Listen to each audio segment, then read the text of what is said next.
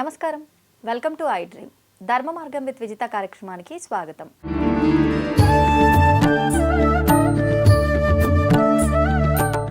ప్రస్తుతం మనతో పాటు ఉన్నారు శ్రీ జగదాంబ త్రిశక్తి పీఠాధిపతులు బ్రహ్మశ్రీ బెనారస్ గురూజీ గారు. ఇప్పుడు వారితో మాట్లాడి మరిన్ని విషయాలు తెలుసుకుందాం.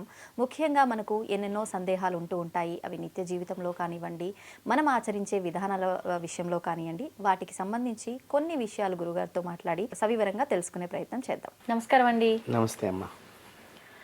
ఈ మధ్య కాలంలో చాలా మందిలో ఒక సందేహం, ఇప్పుడు అక్క చెల్లెళ్ళే కానివ్వండి, ఫ్రెండ్సే కానివ్వండి, ఒకరి డ్రెస్సులు ఒకరు వేసుకోవడం, ఇంకా ఇప్పుడు తల్లి కూతుళ్ళు కూడా చూడడానికి ఒకే అంటే సైజులో కానివ్వండి, ఎత్తులో కానివ్వండి ఒకేలా ఉన్నారు అంటే ఒకరి బట్టలు ఒకరు వీళ్ళు వేసుకోవడము, ఇది ఎక్కువగా చూస్తున్నాం. ఒక వస్త్రాలనే కాదు, చెప్పుల దగ్గర నుంచి కూడా ఒకరి వస్తువులు ఒకరు వాడటం అనేది ఎక్కువగా చూస్తున్నాం.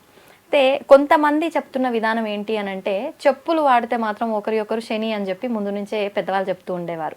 కానీ వస్త్రాలు వాడటం కానీ వాళ్ళ వస్తువులు వాడటం కూడా వాళ్ళ కర్మలో భాగాన్ని మనం పంచుకుంటున్నాము వాళ్ళ వస్తువులు వాడటం వల్ల అని చెప్పి వింటూ ఉన్నాం. ఇది ఎంతవరకు వాస్తవము, దీన్ని మూఢనమ్మకము అని కొట్టిపారేయాలా, దీన్ని మనం పాటించాలంటారండి? చాలా చక్కని ప్రశ్న అడిగారమ్మా. ఇది ఒక స్త్రీలకు సంబంధించిందే కాదు, పురుషులకు కూడా అంతే. ఈ వస్త్రాలు అనేటువంటిది షేర్ చేయటం ఎంతవరకు మంచిది, ఒకరు వేసుకోవటం ఎంతవరకు మంచిది అంటే, ప్రథమంచ వేసుకోకుండా ఉండటం చాలా మంచిది. ఎందుకు వేసుకోకూడదు, శాస్త్రంలో ఏం చెప్పింది, ఒకవేళ వేసుకోవాల్సిన పరిస్థితి ఏర్పడితే ఎట్లా దాన్ని చేయటము అన్నట్లు మనం చూసినట్లయితే, మొట్టమొదటిది వీరి శరీరానికి ఏమైనా వ్యాధులు ఉన్నా అవి మనకి చెప్పరు. స్కిన్ రిలేటెడ్గా కావచ్చు, లేకపోతే మరి ఇతరత్ర ఏదైనా సరే వ్యాధికి రిలేటెడ్గా ఉండేటువంటివి చెప్పనప్పుడు అవి మనం వేసుకుంటాం మూలకంగా ఇవి సహజంగా మగవాళ్ళలో ఎక్కువగా కనిపిస్తూ ఉంటుంది, ఆడవాళ్ళ కంటే కూడా. కొంచెం ఆడవాళ్ళు నీట్గా ఎక్కువగా డ్రెస్ కోడ్ విషయంలో కొంచెం జాగ్రత్తలు పాటిస్తూ ఉంటారు. మగవాళ్ళలో ఏంటంటే బ్యాచిలర్స్ లైఫ్లో ఎక్కువగా మీరు గమనించినట్లయితే ఆ రూమ్లో ఏదో హ్యాంగర్కి పెట్టుకుంటూ ఉంటారు, ఈ షర్టు వాడు షర్టు వీడు మార్చుకుని వెళ్ళేటువంటివి ఎక్కువగా జరగటానికి ఉండేటువంటి స్థితి అక్కడ. దీనివల్ల ఏమవుతుందంటేనమ్మా, ఈ వ్యాధి ఒకరి నుంచి ఒకరికి ట్రాన్స్ఫర్ అవడానికి అవకాశం ఉంటుంది. సో అందుకని శాస్త్రం ఒక బట్టల గురించే కాదు, బకెట్లో నీళ్లు మిగిలిపోయినాయి అనుకోండి, మళ్ళీ దానిలో పంపు తిప్పుకోకూడదు, ఈ నీళ్లు పారబోసేసేయాలి, వేరే వాళ్ళు స్నానం చేసే నీళ్లు కొన్ని ఉంటే. ఒకవేళ అలా ఉంచి మనం స్నానం చేయకూడదు. దరిద్రము అనే పదాన్ని ఎందుకు చెప్పారంటే, ప్రతిదానికి కూడా వాళ్ళేవో చెప్తారు, వీళ్ళేవో చెప్తారు, ప్రతిదానికి దరిద్రం ఏమిటి అని కొంతమంది అడిగే వీక్షకులు ఉన్నారు, మాట్లాడేవాళ్ళన్నారు. ఇప్పుడు రోగం రావటం దరిద్రమా కాదా? దరిద్రమే ఒకటి. తర్వాత మీ డబ్బు ఖర్చు అయిపోవడం దరిద్రమే కాదా? అంతే కదా, అనవసరంగా దరిద్రం అంటే అది. అందుకని శాస్త్రం ఏం చెప్పిందంటే, వాళ్ళ వస్తువులు వీళ్ళు వాడకూడదు, దరిద్రము అని చెప్పారు. అందువల్ల ఆ దరిద్ర పదం అనేటువంటి ప్రయోగంలో మీరు గమనించుకోవలసినటువంటి వీక్షకులు ముఖ్యంగా, మీకు అనారోగ్యం కలిగేటువంటి లక్షణం ఉంటుంది తెలియకుండా మీరు వేసుకున్నట్లయితే కనుక. రెండోది, సహజంగా మగవాళ్ళలో ఏదన్నా ధూమపానం చేసే లక్షణాలు ఈ రోజుల్లో ఎక్కువగా కనిపిస్తున్నాయి. షర్ట్స్కి కూడా ఆ వాసన పట్టుకుంటుంది. కానీ వేరే వాళ్ళ రూమ్లో ఏదో మనవాడి షర్ట్ ఇది కొత్తగా బాగుందని చెప్పి వేసుకుని పెడతాడు. వెళ్ళినప్పుడు వీడి దగ్గర కూడా అదే వాసన వస్తుంది. పాపం నిజంగా వీడికి అలవాటు లేకపోయి ఉండవచ్చు. అంటే వీడిని కూడా ఆ ఘాటికి కట్టే లక్షణం ఏర్పడుతుంది. తప్పు చేయకపోయినా నిందలు పాలవడం. అది అప్పుడు ఏమవుతుంది, నేను తాగలేదని చెప్పి వీడు చెప్పినా నీ దగ్గర వాసన వస్తుంది, అవును ఇది నిజమే కదా, వాసన ఎక్కడి నుంచి వస్తుంది అని తర్వాత చేస్తే వాడు తాగాడని ఏదో గుర్తుకొస్తే ఇప్పుడు వాడితో సావాసం చేస్తున్నామని మళ్ళీ తిడతారని చెప్పి అది దాచేవాళ్ళు. సో వాసన దోషాలు గమనించినట్లయితే ముఖ్యంగా ఇవి జరగటానికి ఇక్కడ మనకి దోహదం అవుతుంది. రెండవది, చిరిగిపోయిన వస్త్రాలు అసలు వేసుకోకూడదు. ఒకవేళ మనకి అంత స్థితి లేదు అనుకున్నప్పుడు కుట్టుకుని వేసుకోమని శాస్త్రం చెప్పింది. ఈ వస్త్రాలు వేసుకుంటంలో ముఖ్యంగా ఎవరిదన్నా మనకి గబుక్కన ఇబ్బంది పడే ఏదన్నా అక్కడ ఏదైనా డ్రెస్ మీద ఏదైనా వలికిపోయో ఏదో చేతిలో ఒక డ్రెస్ వేరే వాళ్ళది ఉన్నది అనుకున్నప్పుడు ఉతికిన డ్రెస్ వేసుకుంటంలో ఆపత్కాలానికి వేసుకుంటంలో తప్పు లేదు. ఓకే, అది తప్పనిసరి పరిస్థితులు. అదే విపత్కరమైన పరిస్థితులు ఏర్పడ్డప్పుడు ఒక్కొక్కసారి నిజంగా చెప్పాలంటే పూర్వీకులు రాజుల దగ్గర ఇవి ఎక్కువగా జరుగుతూ ఉండేవి. డ్రెస్సుని మార్చుకుని, అంటే సైనికుడు డ్రెస్ వీళ్ళు వేసుకుంటాము అంటే రాజ్యంలో ఏం జరుగుతోంది అని దొంగతనంగా తెలుసుకుంటూ ఉండేవాడు రాజు.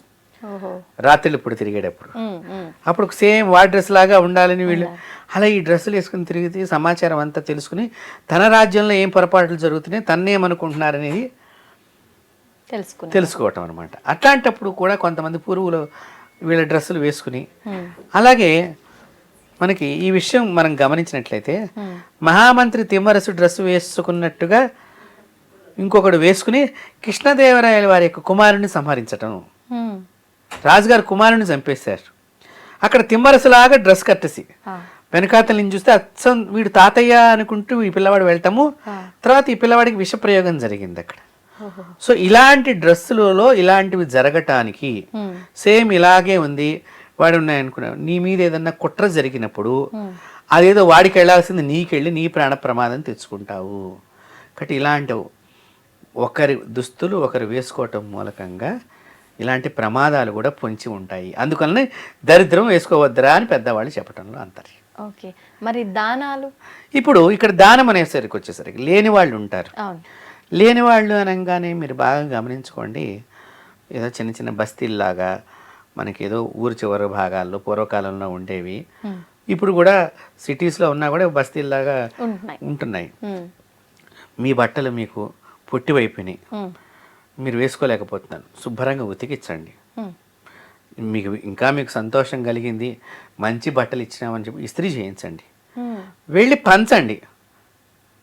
పంచడం మూలకంగా కూడా మీకు పుణ్యం వస్తుంది.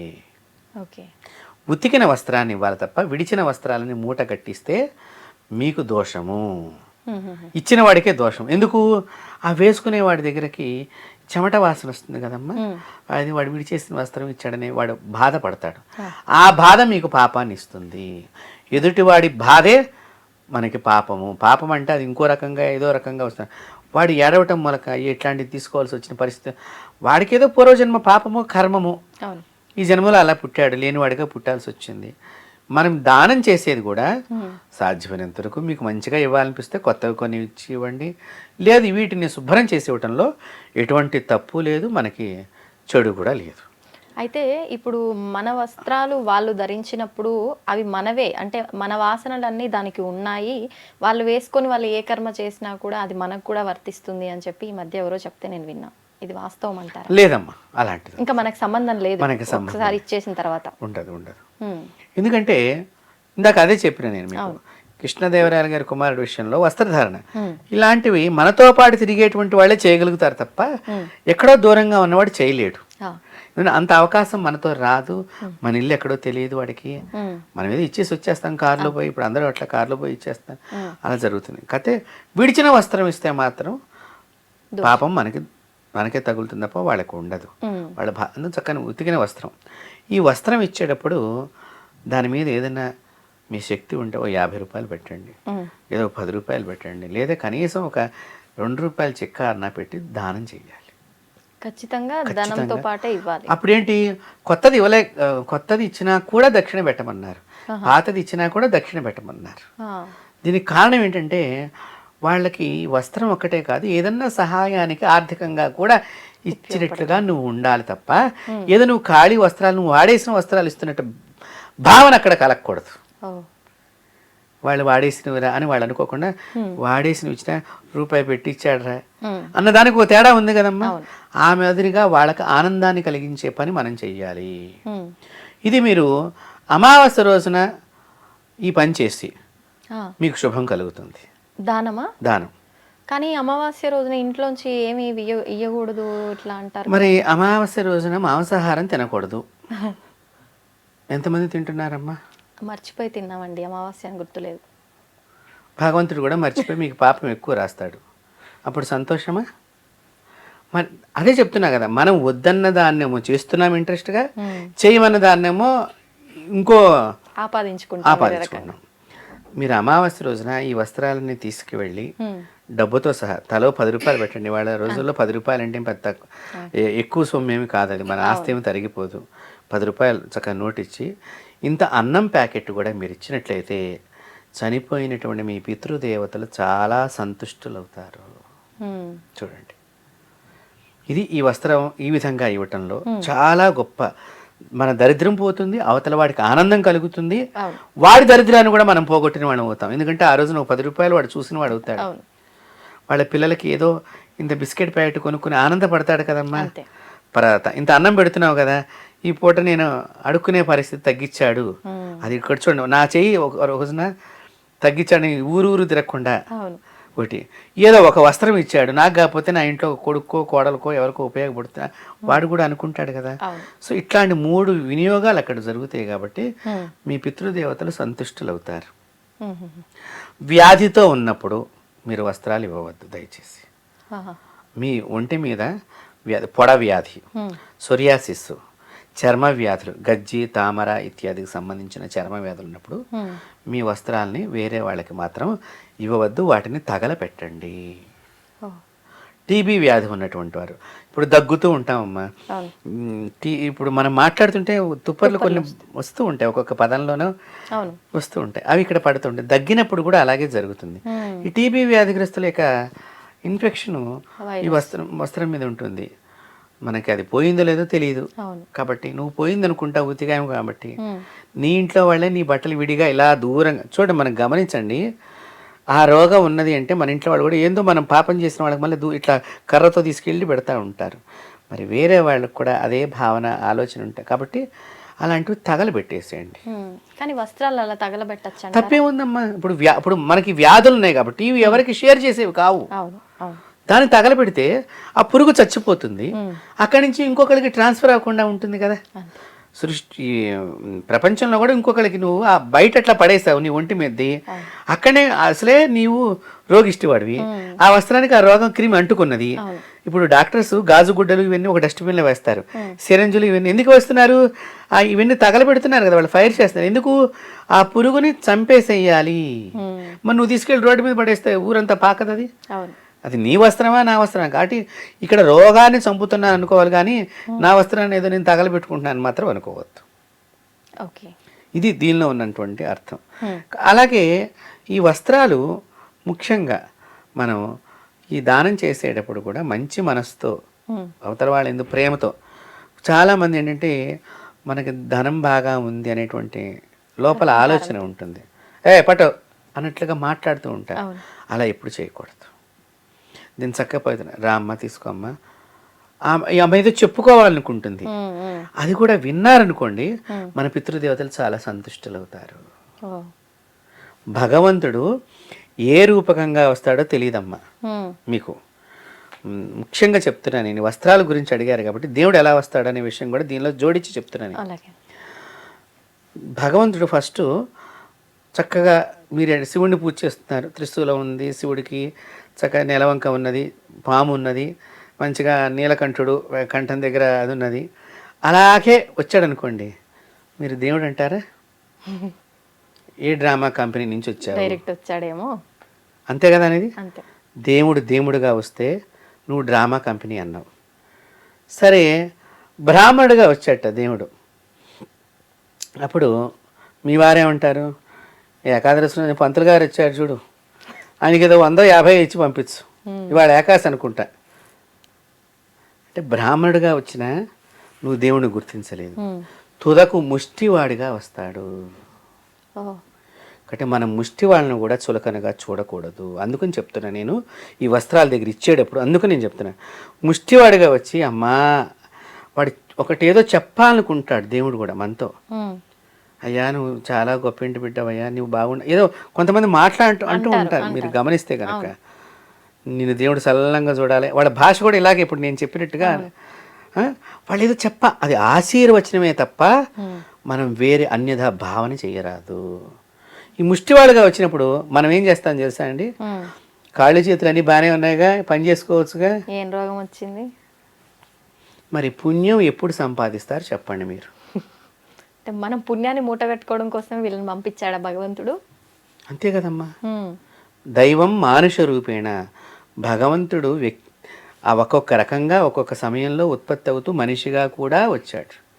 వచ్చి నీ యొక్క పాపాన్ని, ఇప్పుడు మీకు విష్ణుమూర్తి చెయ్యి కింద అయినప్పుడు ఓనం పండుగ చేసేటువంటి బలిచక్రవర్తి పండుగని మీరు ఆ సమయంలో చేస్తారు.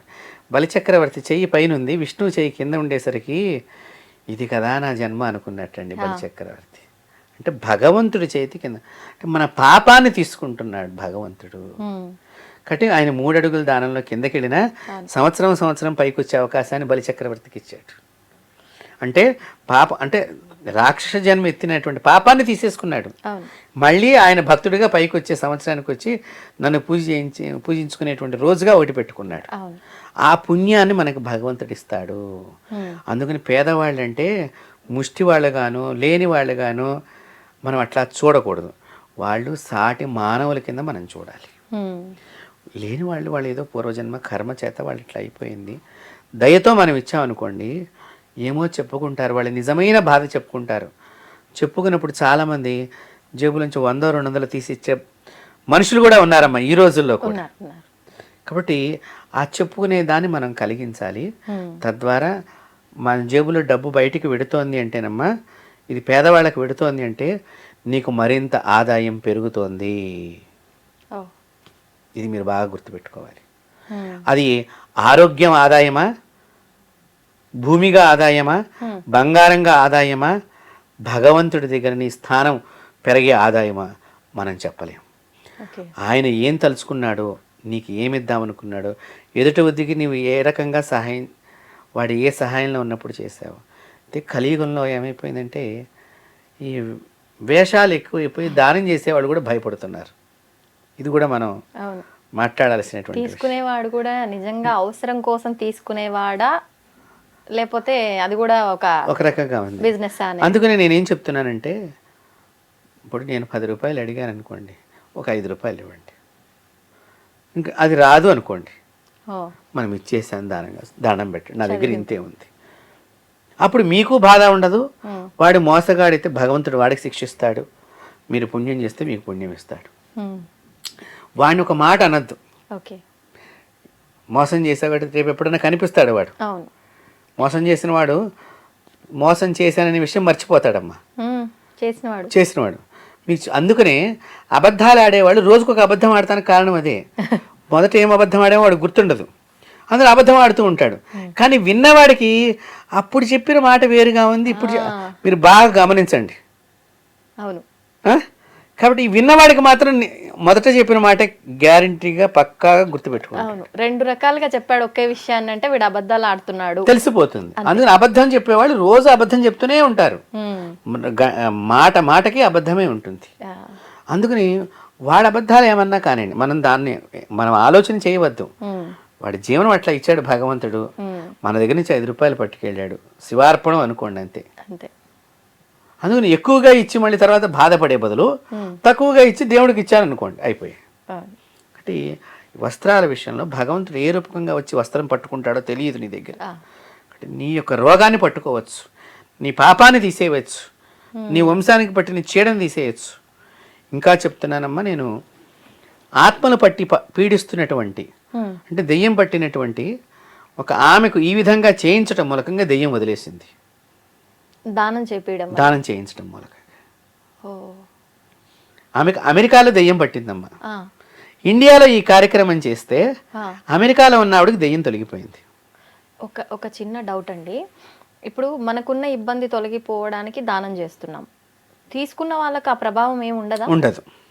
ఓకే, ఉండదు. ఉంటే గనక బ్రాహ్మణులు రోజు దానాలు పడుతున్నారు. మరి అంటారు కదా బ్రాహ్మణులు జపం చేసుకుంటారు, బ్రాహ్మణులు దానాలు రోజు పడతారు. అవును.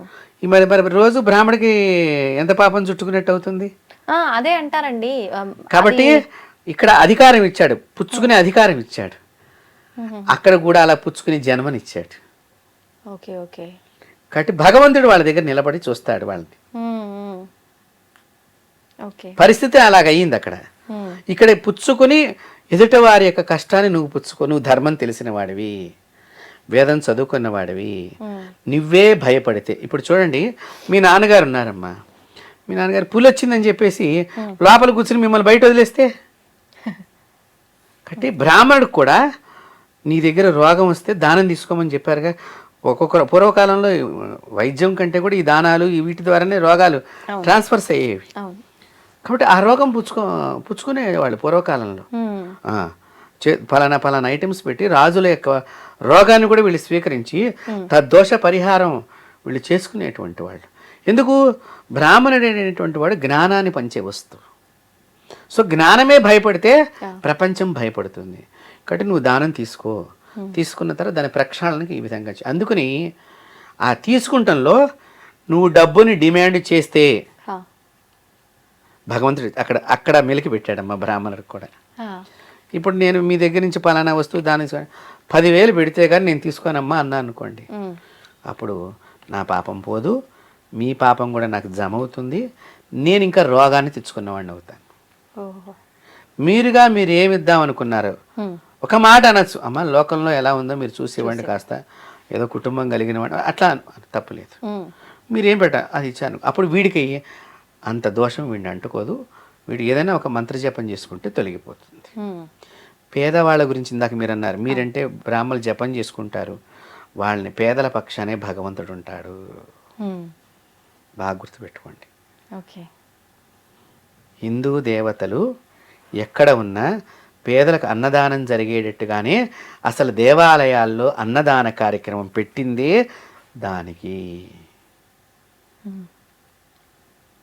శుక్రవారం ఏమనండి, ఆదివారం అవనండి, మన దేవాలయాల్లోనే నిరంతర ప్రక్రియ, భోజనం ప్రక్రియ, అది ఏ వారమైనా కూడా ఇప్పటిదాకా జరుగుతూనే ఉన్నాయి. కొన్ని వందల దివ్యమైనటువంటి దేవతా క్షేత్రాల్లో జరుగుతున్నాయి, ఆశ్రమాల్లో జరుగుతున్నాయి, మఠాల్లో జరుగుతున్నాయి, పీఠాల్లో జరుగుతున్నాయి. ఇది మన హైందవ సనాతన ధర్మం యొక్క గొప్పతనం. కాబట్టి దేవుడు పేదల పక్షాన ఉంటాడు, వాళ్ళకి ఏమీ రానివ్వకుండా ఆయన కాపాడతాడు. కాబట్టి వాళ్ళలో మంచి మనసు ఉంటుందమ్మా. మీరు పేదల్లో గమనిస్తే ఒకటి ఏమన్నా ఇవ్వంగానే చాలా సంతోషపడతారమ్మా.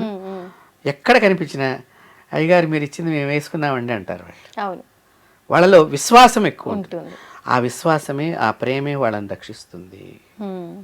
మీరు చూడండి, మనం టీకాలన్నీ పొడిపించుకుంటాం, పిల్లాడు పుడితే, కొత్తగా పిల్లవాడు పుడితే అనేక వ్యాక్సిన్లు వేయించుకుంటాం, వాళ్ళు ఏం వేయించుకోరు కానీ బ్రహ్మాండంగా ఉంటారు. ఎలాగా? అదే భగవంతుడి యొక్క శక్తి. కాబట్టి ఈ దానం ఇచ్చేటప్పుడు అహంకారం లేకుండా ఇవ్వాలి, నేను ఇస్తున్నాను అనేటువంటిది లేకుండా ఉండాలి. ఇలా ఈ వస్త్రము, దక్షిణ, అన్నం ప్యాకెట్ కనుక ఇచ్చినట్లయితే మీ ఇంట్లో ఏదైనా భూత ప్రేతాలకు సంబంధించిన చెడు గాలి తిరుగుతున్నా ఇలాంటిది కూడా బయటకు వెళ్ళిపోతుంది. అమావాస్య విశేషం దానాలకి, అది మనం వాడినదైనా కొత్తదైనా ఏదైనా సరే అమావాస్య చాలా విశేషం. దానం చెయ్యండి, దరిద్రాన్ని పోగొట్టుకోండి, చక్కని ఆరోగ్య ధనవంతులు అవ్వండి. సంతోషం అండి, చాలా చక్కగా వివరించారు. ధన్యవాదాలు. And for more videos, please subscribe to iDream. Please subscribe to iDream. Please subscribe iDream. And please subscribe to iDream. For more videos, subscribe to iDream. please like, share and subscribe to the channel. Congratulations, iDream. Subscribe to iDream. Subscribe to iDream. So subscribe to iDream Media. iDream ki iDream team andarki huge congratulations. Please subscribe iDream Media. Please subscribe to iDream. Subscribe iDream. Please subscribe to iDream. iDream అంటే నా కళల channel subscribe చేసుకున్నారు, నోరు తిరుగుతలేదు, మీరైతే గంట గుర్తు కొట్టండి. For more such videos, please subscribe to iDream. Subscribe to iDream. Please subscribe to iDream. Please subscribe iDream Media. Please do subscribe to iDream. Please subscribe to iDream Media. For best entertainment and information, please subscribe iDream. And don't forget to subscribe to iDream.